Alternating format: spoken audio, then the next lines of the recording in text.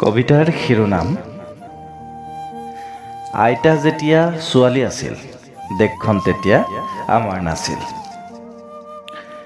ৰচনা ডক্টৰ উমাকান্ত হাজৰিকা, আবৃত্তি হেমন্ত ওজা কলিতা।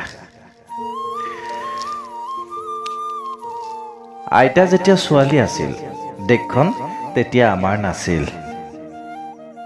পৰাধীন দেশত নাথাকে নিজৰ পতাকা, সেই বুলি প্ৰেমৰ বাবে লাগে জানো অনুমতি? পতাকাৰ তলত প্ৰেম। গীতাত হাত দি খোৱা শপতৰ নামান্তৰ অনুষ্ঠান।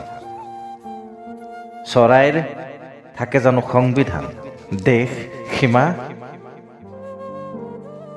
চাবুকৰ আঘাতে ৰুধিব নোৱাৰে উৰণীয়া কলিজাৰ অনিৰুদ্ধ প্ৰত্যাশা।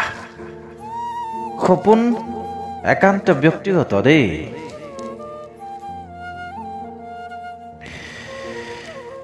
বিৰালিছৰ অগ্নিত বুকুত মাটি লেপি ওলাই যোৱা ককাৰ প্ৰেমত পৰিছিল আইতা। তেতিয়া তেওঁ ছোৱালী আছিল। চেগুনৰ জুইত পুৰা শিলিখাৰ বোল দুপাৰী দাঁতত। পৰাধীন মানুহৰো দাঁত থাকে, হাঁহিবোৰহে আইনৰ হাতত। আইতা যেতিয়া ছোৱালী আছিল টোপনিত খোজকাঢ়ি পাৰ হৈছিল দ্বাদশীৰ নদী। শিমলুৰ ৰঙাৰে বোৱা ৰিহাৰ আচলত বান্ধি ৰাখিছিল দুপৰৰ এটা বেলি। বৰষমথুৰীয়া বুকুত হেঙুল খাইতাল, উৰণিৰ তলত মাটিৰ নক্ষত্ৰ, ভৰিৰ আঙুলিৰে অঁকা একা বেকা ছবি।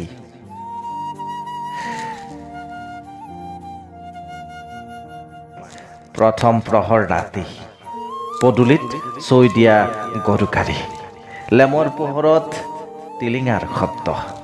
পখিলাই গা ধোৱা ঘাটে দি আইতা এদিন গুচি আহিছিল। অৱশ্যে দেশখন তেতিয়াও আমাৰ নাছিল।